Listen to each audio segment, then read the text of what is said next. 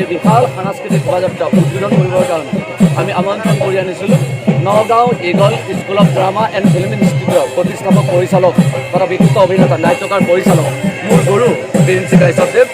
তেখেতক এই শুভক্ষণত আমাৰ অঞ্চলৰ ফালৰ পৰা বয়োজ্যেষ্ঠ সকলোৱে শ্ৰদ্ধা চিৰনমস্য ব্যক্তি শ্ৰীযুত তেখেতক আমি এখনি গামোচাৰে প্ৰিন্সি কাশ্যপদেৱক সম্বৰ্ধনা জনাবৰ কাৰণে আহ্বান জনাইছোঁ।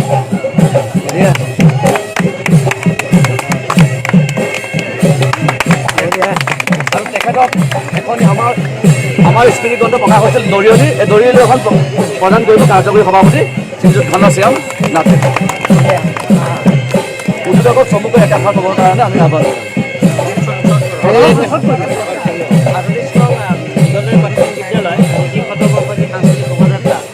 আমন্ত্ৰণ কৰি আনিলে তাৰ বাবে আপোনালোকক মই ধন্যবাদ জ্ঞাপন কৰিছোঁ। আৰু মই পলম নকৰি যাতে এই সাংস্কৃতিক শোভাযাত্ৰাৰ শুভ উদ্বোধন মই ঘোষণা কৰিছোঁ।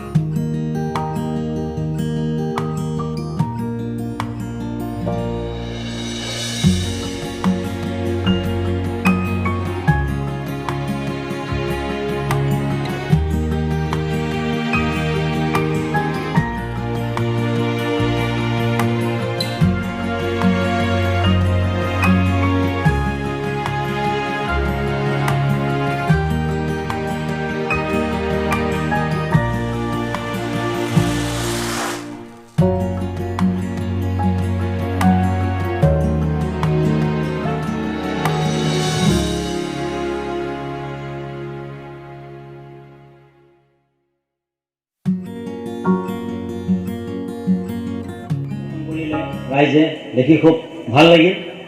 মোৰ অতিকে আমাৰ eagle school of drama and film institute নামৰ এখন সৰু নাট্য প্ৰশিক্ষণ কেন্দ্ৰ এটি আছে নগাঁও। তাতে এই বিদ্যালয়ৰ প্ৰধান শিক্ষক বৰ্তমান ইন্দ্ৰমোহন দাসেও তাতে শিকিছিল, অৰ্থাৎ আমাৰ ইগলৰ ছাত্ৰ আছিল। আমাৰ এই দীঘলদৰী স্কুলৰ প্ৰাথমিক বিদ্যালয়ৰ, গতিকে তেওঁৰ আমন্ত্ৰণ ক্ৰমে মই ইয়ালৈ আহিলোঁ। আৰু আহি পুৱাতে যি আমি সাংস্কৃতিক শোভাযাত্ৰা কৰিলোঁ, সি অতিকৈ মোক গৌৰৱবোধ জন্মাই তুলিলে। আৰু মই নিজকে খুব সৌভাগ্যশালী বুলি ভাবিছোঁ যে এনেকুৱা এটা বৰ্ণাঢ্য সাংস্কৃতিক কাৰ্যসূচী উদ্বোধন কৰিবলৈ পালোঁ। আৰু লগতে আজিৰ এই বিজ্ঞতসকলৰ লগত মোক সমানভাৱে আসন গ্ৰহণ কৰিবলৈ দি মোক যি কৃতাৰ্থ কৰিলে তাৰ বাবে মই ধন্যবাদ জ্ঞাপন কৰিছোঁ ইন্দ্ৰমোহন দাস প্ৰমুখ্যে সমূহ উদযাপন সমিতিকে। এতিয়া দেখা গৈছে যে শিশুৰ যি বৌদ্ধিক আৰু মানসিক বিকাশৰ ক্ষেত্ৰত আমাৰ শিক্ষক আৰু অভিভাৱকসকলৰ ভূমিকা আমি যদি লক্ষ্য কৰোঁ, দেখা পাম যে আজিকালি আমাৰ কণ কণ ল'ৰা ছোৱালীৰ পৰা আৰম্ভ কৰি স্কুলৰ পঢ়া ল'ৰা ছোৱালীৰ পৰা আৰম্ভ কৰি হাইস্কুলৰ বা মহাবিদ্যালয়ৰ ছাত্ৰ ছাত্ৰীসকলৰ মাজত যিদৰে এক ক্ৰিয়েটিভ চিন্তাধাৰা থাকিব লাগিছিল, যিদৰে বিভিন্ন ধৰণৰ গল্প লিখা, বিভিন্ন ধৰণৰ কবিতা লিখা, বিভিন্ন ধৰণৰ নতুন নতুন চিন্তাৰ খোৰাক জগাব পৰা প্ৰবন্ধ আদিৰ সংখ্যা দিনক দিনে কমি যাবলৈ ধৰিছে।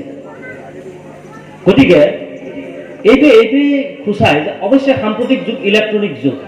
এই ইলেক্ট্ৰনিক যুগতো বিভিন্ন মাধ্যমেৰে আমাৰ ছাত্ৰ ছাত্ৰীসকলে শিক্ষা আহৰণ কৰিবলৈ সমৰ্থ হৈছে। কিন্তু তাৰ মানে এইটো নহয় যে শিক্ষাৰ অৰ্থ আপোনালোক সকলোৱে জানে যে শিক্ষাৰ অৰ্থ কি। শিক্ষাৰ অৰ্থটো কেৱল মাৰ্কছ আহৰণ কৰাটোৱেই নহয়, কেৱল 70%, 80%, 90% কোনে কিমান পালে সেইটোৱেইটো নহয়। গতিকে শিক্ষাৰ যি প্ৰকৃত অৰ্থ, এই শিক্ষাৰ প্ৰকৃত অৰ্থৰ লগত জড়িত হৈ আছে যিবোৰ মৌলিক কথা, সেই মৌলিক কথাবিলাক আমাৰ মাজৰ পৰা বিভিন্ন ধৰণেৰে হেৰাই যাবলৈ উপক্ৰম হৈছে। আমি জানো যে বৰ্তমান সময়ত কেপিটেলিষ্ট গ্ৰুপৰ ৰাজত্ব চলিছে, অৰ্থাৎ গণতন্ত্ৰৰ যুগ চলিছে। যে বাৰে বাৰে ধৰ্ষিতা কিয় গণতন্ত্ৰ, বাৰে বাৰে লাঞ্ছিতা কিয় গণতন্ত্ৰ, ৰাইজৰ বাবে ৰাইজৰ দ্বাৰা ৰাইজৰ চৰকাৰ, কেপিটেলিজিম বাহিৰ ডেমক্ৰেচি খহিল, কৰাপশ্যনৰ প্ৰহাৰত গান্ধীজী মৰহিল। শুনিছানে নাই উকাহাস আই মাতৃ, দেখিছানে নাই উকাহাস আই মাতৃৰ, সুজলা সুফলা শস্য শ্যামলা আই আজি দিশহাৰা।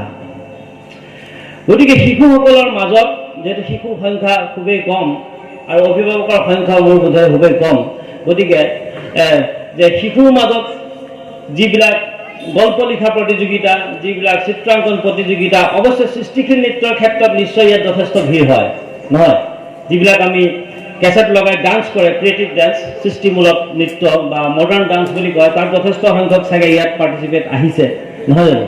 কিন্তু আহিছে, যদি আহিব সিও এটা ভাল লক্ষণ। কিন্তু তাৰ লগতে যদি আকস্মিকভাৱে কিবা কোৱাৰ প্ৰতিযোগিতা, যে এইবিলাক বিভিন্ন কমি গৈছে, তাৰ মানে মই এইটো কোৱা নাই যে তেওঁলোকৰ মাজত জ্ঞানৰ অভাৱ ঘটিছে। জ্ঞানৰ অৰ্থই হৈছে এক মানে পোহৰ বিলোৱা, কিন্তু বৰ্তমান সময়ত জ্ঞানৰ অৰ্থ হৈ পৰিছে কেৱল মাৰ্কছ আহৰণত জড়িত হৈ পৰিছে। মোৰ ছোৱালীজনীয়ে 80% পাইছে, মোৰ ছোৱালীজনী 85, মোৰ ল'ৰাটোৱে 90%, মোৰ ল'ৰাটোৱে কিবা কিবি হেন তেন আজিকালি বৰ্তমান চলি আছে। গতিকে এইবোৰ আচলতে এটা কেপিটেলিষ্ট গ্ৰুপৰ ষড়যন্ত্ৰ। যিবিলাক ধনিক শ্ৰেণী আছে, ধনিক শ্ৰেণীয়ে নিৰ্ধাৰণ কৰি দিছে যে আমাৰ ল'ৰা ছোৱালী কি পঢ়িব, আমাৰ ল'ৰা ছোৱালী কি কৰিব, আমাৰ ল'ৰা ছোৱালীয়ে কি খাব আৰু আমাৰ ল'ৰা ছোৱালীৰ ভৱিষ্যতে কি কৰিব। কেপিটেলিষ্ট গ্ৰুপৰ এইটো নীতি যে আমাৰ অভিভাৱকসকলে বুজিব লাগিব যে আমাৰ ল'ৰা ছোৱালীক তেওঁলোকে ক'ব বিচাৰিছে যে তোমালোকে চিন্তা কৰিব নালাগে, চিন্তা আমি কৰিম, আমি যি চিন্তা কৰিম তোমালোকে সেই চিন্তাবিলাক ৰূপায়ণ মাত্ৰ কৰিবা। গতিকে এনেকুৱা ধৰণৰ এক সন্ধিক্ষণত অসমৰ বৰ্তমান যিটো পৰিস্থিতিলৈ আমি ধাৱবান হৈ আছোঁ, এক খুব ভয়াৱহ পৰিস্থিতিলৈ আমি ধাৱবান হৈ আছোঁ, আপোনালোক সকলোৱে জ্ঞাত। ইতিমধ্যে বিভিন্ন ধৰণৰ কেন্দ্ৰীয় শোষণ নীতিৰ ফলত আমি ইতিমধ্যে জৰুৰা হৈ পৰিছোঁ, আৰ্থিকভাৱে আমি অতিকৈ জৰুৰা হৈ পৰিছোঁ। মই বিভিন্ন গাঁওবিলাক যেতিয়া যাওঁ, গ্ৰাম্যাঞ্চলত যেতিয়া অসমৰ বিভিন্ন প্ৰান্তত গৈছোঁ, মোৰ বিভিন্ন কাৰ্যসূচীৰ, মোৰ বিভিন্ন অনুষ্ঠানৰ লগত যেতিয়া যাওঁ, তেতিয়া দেখোঁ যে অসমীয়া মানুহৰ বিশেষকৈ আমাৰ ড্ৰয়িং ৰুমটো অলপ ভালদৰে সজাই ৰাখিছে, কিন্তু পাকঘৰত যথেষ্ট অভাৱ। হয়নে নহয় বাৰু? ক'বলৈ সক্ষম নহ'ম। তথাপিও শিল্পী আমি সপোন দেখোঁ, সুৰৰে ভৰা সুখৰে ধৰা, তথাপি কিয় চকু চৰহাই দিয়ে হিমচি সকলো সপোন। আহচোন আহ হৈ ওলাই আহ, কোন কটীয়া চহৰত ওলাই আহ, এই মৰাশৰ চাউতানি খোৱাহঁতক সবে মিলি বধু আজি ওলাই আহ। ঐ অসমীয়া নুখুবি, তহঁতৰ গাত হুলে নিবিন্ধালৈকে, তহঁতৰ গাত জুয়ে নুপুৰালৈকে, তহঁতে কি বুজি পাবি হুলে বিন্ধাৰ দৰত কিমান, জুয়ে পুৰাৰ পুৰণি কিমান। ভণ্ড পাখণ্ড সকলোবোৰ আজি অন্ধ, চৌদিশে দুৰ্গন্ধ, মৰা সৰু ওলাই সুগন্ধ। দালালৰ দালালি, ৰাজনীতি ভণ্ডামি, মৰা সৰু চাউল টানি খাই প্ৰয়োজন হৈছে আজিৰ সময়ত এজাক শিল্পী সেনানী। গীতেৰে সুৰৰে নৃত্যৰে নাটেৰে চলাব লাগিব এক অভিযান, দুৰ্নীতি লুণ্ঠন হত্যাৰ অৱসান, কৰ্মই ধৰ্ম উৰিব নিচান। পথাৰত ধান আনিব লাগিব, পুখুৰীত মাছ আনিব লাগিব, গোহালিত গাখীৰ বহাব পাৰিব লাগিব। নৱযুগতেহে ক'ব পাৰিব আমি অসমীয়া নহয় দুখীয়া, আমি অসমীয়া কিহৰ দুখীয়া। গতিকে ডেকাসকল নাই, তথাপি কৈছোঁ যে ডেকা অসমীয়া, আৰু তোমালোক শুই নাথাকিবা। তোমালোকৰ হাততে এই জাতি, তোমালোকৰ হাততে এই ৰসাল মাটি। চিলাৰাই ৰাচিত জ্যোতি, ৰাভাৰে তুমি উজ্বল অসমীক, শংকৰ আদনৰ বাণী বুকুত লোৱা বান্ধি। শিৱদৌল কামাখ্যা, সাধু মাধৱ হয়গ্ৰীৱ কি যে মোহনীয়া, বৰদোৱা বৰপেটা, সেউজীয়া কাজিৰঙা, ৰং বিৰঙৰ মেলা। মহাবাহু ব্ৰহ্মপুত্ৰই দিছে সকীয়াই, শ্বহীদৰ বেদীপুৰে দিছে সোঁৱৰাই, আকৌ এখন শৰাই ঘাটৰ ৰণ, কৰ্মকে ধৰ্ম বুলি কৰি লোৱা তোমালোকে পণ, কপালৰ ঘাম মাটিত পেলোৱাৰ এয়াই আজি পবিত্ৰ ক্ষণ। মই আমাৰ উদযাপন সমিতিলৈ ধন্যবাদ জ্ঞাপন কৰিছোঁ। ২০ বৰ্ষ হোৱা এটা অনুষ্ঠান, এক খুবেই বিৰল ২০০ বছৰ যিটো অনুষ্ঠানে অতিক্ৰম কৰি শিক্ষাৰ ক্ষেত্ৰত আগবঢ়াই নিয়াৰ ক্ষেত্ৰত, আৰু বিশেষকৈ প্ৰাথমিক স্কুল যিহেতু নহয়, প্ৰাথমিক স্কুলটোৱে হৈছে কি আমাৰ ফাউণ্ডেশ্যন। এটা গৃহ এটা নিৰ্মাণ কৰিবলৈ হ'লে যদি মূল ভেটিটো আমাৰ সবল নহয় আৰু এই মূল ভেটি নিৰ্মাণৰ ক্ষেত্ৰত জড়িত এখন 200 বছৰ অতিক্ৰম কৰা স্কুল 200 বছৰ স্কুল কৰা অতিক্ৰম কৰা এখন বিদ্যালয়ত আজি মই উপস্থিত থাকিবলৈ পাই দুআষাৰ ক'বলৈ পাই নিজকে ধন্য মানিছোঁ। মোৰ জীৱনৰ অতিকৈ এইটো এটা স্মৰণীয় দিন বুলি মোৰ সদায় মনত থাকিব।